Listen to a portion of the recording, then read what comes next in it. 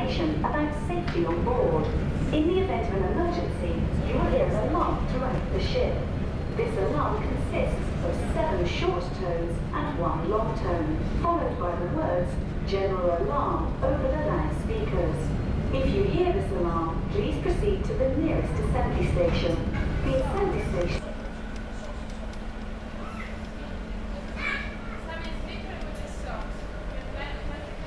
So we're now leaving Calais, and this is the most popular place for passengers to congregate, and there's only 7 people in here. This is the 7:40 sailing from Calais to Dover, and I would expect this type of sailing to be quite popular, certainly with lorry drivers. Now, other than the lorries, the only camper van, was mine, and I didn't see any cars getting onto this ship, although I did see a couple of cars going through the control area.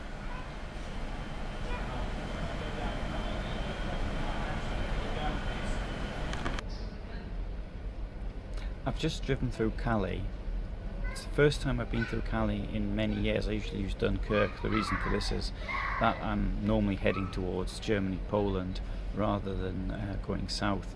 And even the times I have actually gone south, I've usually gone south via Germany. So Dunkirk was the logical choice. And the second reason of using Dunkirk is that it's cheaper than using Calais. So I haven't been to Calais for years. This time round, I decided to use Calais sort of deliberately, despite the fact that it was slightly more expensive. And the reason for this choice was so that I could show a little bit of support for the citizens of Calais in view of what's happening.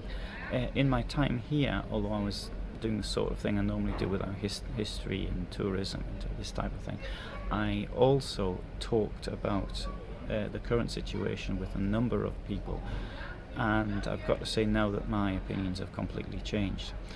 The first thing I have to say is that I have seen the refugee boats in Sicily, open boats, completely open. It's the sort of thing that you might use in the summer on a lake, more or less, but certainly not for crossing a sea as wide as the Mediterranean in the winter. And this leads me to assume that if anybody's prepared to do something like that, then they are not looking for a little bit extra cash. They're quite desperate.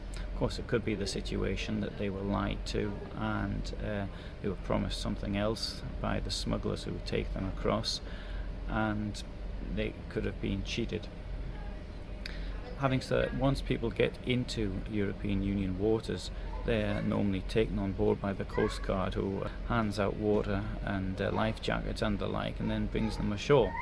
And there we beginning to have the problem with migrants. Now, obviously, as soon as somebody's in the European Union, you'd expect them to apply for asylum in the first country of contact, which is normal. And I appreciate that places like Greece doesn't really have the facilities to take on the huge amount of migrants that are coming here.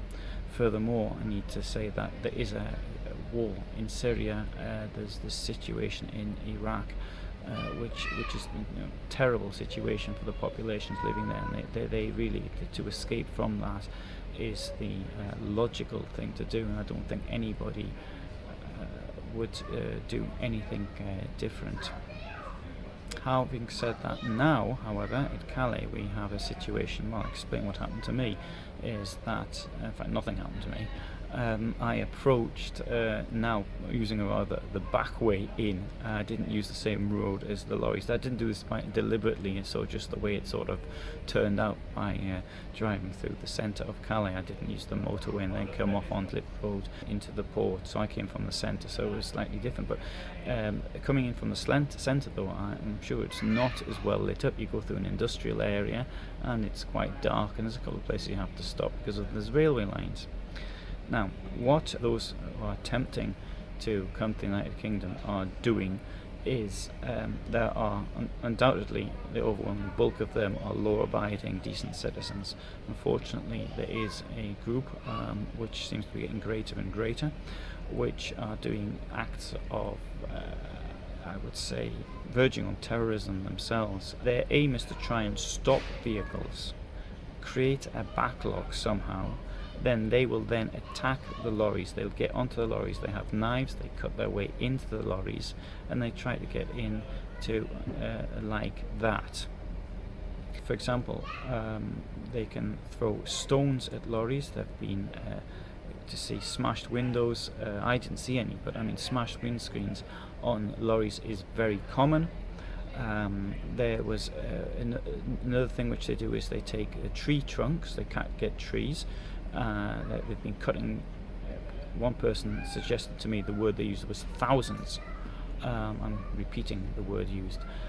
Des milliers, thousands of trees which are cut, and then they throw them in front of the lorries. But one thing I heard today, and this came directly from the UK immigration official, he told me that they sharpen the ends of them, then throw them like a javelin. And somebody had been in only last Wednesday, 5 days ago, a lorry driver, and it had actually hit him, but if it had been a couple of centimeters, this javelin would have killed him or created serious damage. So what happened, he was able to get assistance for what had happened.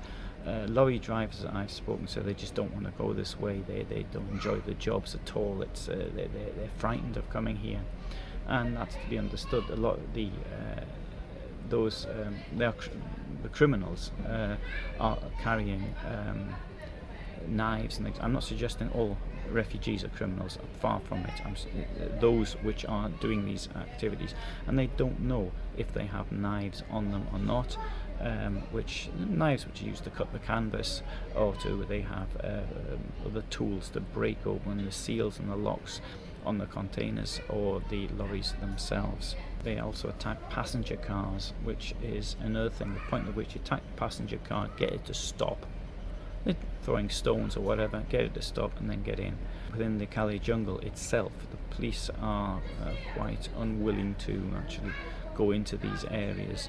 Has been known for people even to be killed within them, so they bring their own fights with them, sort of Eritreans against people from South Sudan, or Sudanese fighting amongst themselves, or herd of different Shiite against Shia. I personally believe in a policy of immigration. Immigration makes sense. It makes far more sense than sort of making your own. An immigrant comes into a country when is now an adult, so you don't have to pay for the education, the healthcare which people need. People need healthcare above all in 2 stages of their life, when they're very young and when they're older. Often immigrants actually leave the country, not often, or sometimes they leave the country. They might want to go back to where they came from, where they were young, and they can take the pension with them. That's great. So the fact of the matter is that an immigrant does not burden the health services in the way that a native born and they don't burden the education services as well. Problem is the problem. We don't want criminals. We don't want those who are going to make our lives difficult. And the situation also that we have in Calais, I understand that people are getting desperate, but a number of police with whom I spoke said we've got the criminality's gone right up. They can't protect the shops, the bars, etc. The tourist trade has collapsed. There's also been attempted rapes. This is a situation which under no circumstances the people of Calais should have to put up with. Indeed, it's not even their problem, it's a British problem. But because of the fact that the border controls in here, thanks to Brexit, leaving the European Union, Calais could now say, we're not having it. We're not having this border control on here any longer. It's got to go at the other side. So this, instead of the citizens of Calais being tormented, it will be the citizens of Dover being tormented. So well done to all of those who voted to leave the European Union. This is one of the things that you have now helped create. I appreciate that the accord may, between Britain and France, not a European Union accord, may stay as it is for the border control to remain where it is. But I think the political pressure is now piling on so much. In the time I've been here, both the Prime Minister and the Deputy Prime Minister, I think it was, were here in the 6 days that I spent here. In my opinion, the only solution I can see to this is, so those crossing from the Mediterranean, I think that the only solution now is, when the Coast Guard finds these boats, is to tow them back to wherever it is they came from, but to actually stop them actually coming in. This would do, I think word would get out quite quickly. I don't think many would have to be towed back, but if they were towed back, then I don't know if that's legal even. I haven't checked this. Maybe it isn't legal under international law. Maybe you can't in international waters tow a vehicle. I don't know this, but I don't know if the countries of North Africa would even agree to it. But there are many of these people coming from places where there isn't a war zone. Many are Egyptian. I remember in Sicily, most of them seem to come from Egypt. There's no war going on there now. And another point I would make is, if these characters have the courage, throw stones and spears at lorry drivers and people actually using the Calais, then they probably should also have the courage to actually fight. Now, I was in the army myself, and I know it's not particularly, could be not particularly pleasant, and all the rest of it. But you have this situation, can't be attacking us. Another thing is for economic migrants, and I do understand economic migrants, but then again, they're trying to improve the lives for them, but what about the lives of the people of Calais? What about the people in the bars, the businesses? This ferry is now almost empty.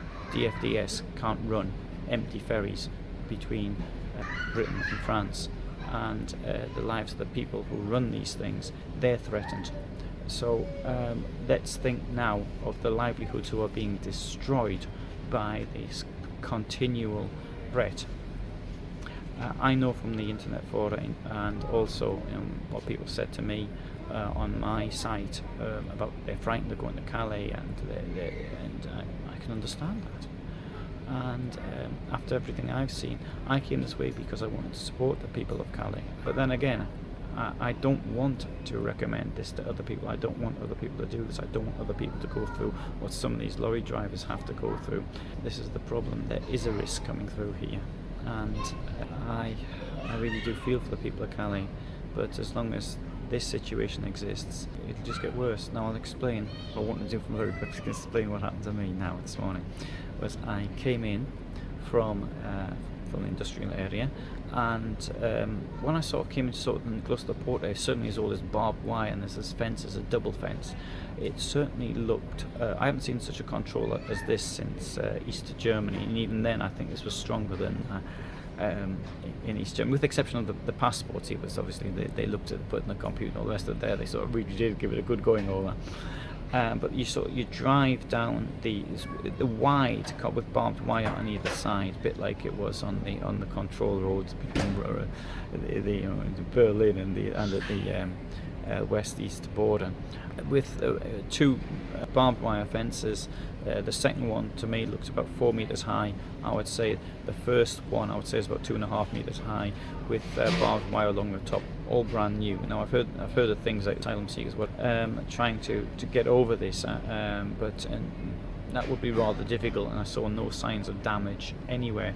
There were police all over the place as well.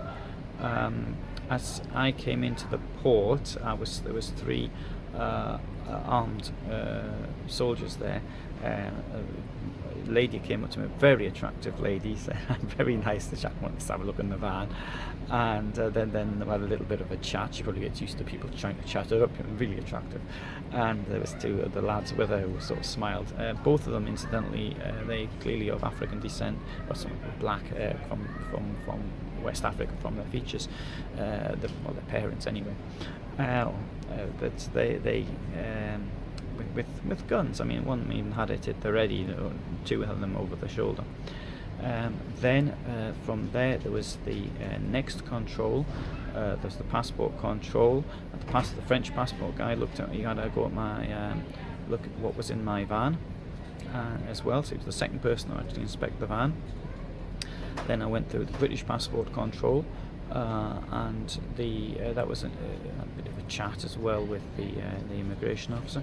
Then there was a third search. This was done by security guards for the port, I think. They were French speakers.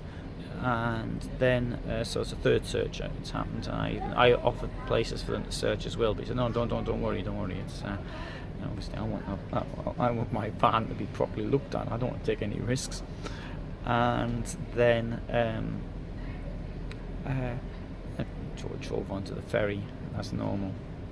So that is the situation that we have here in Calais.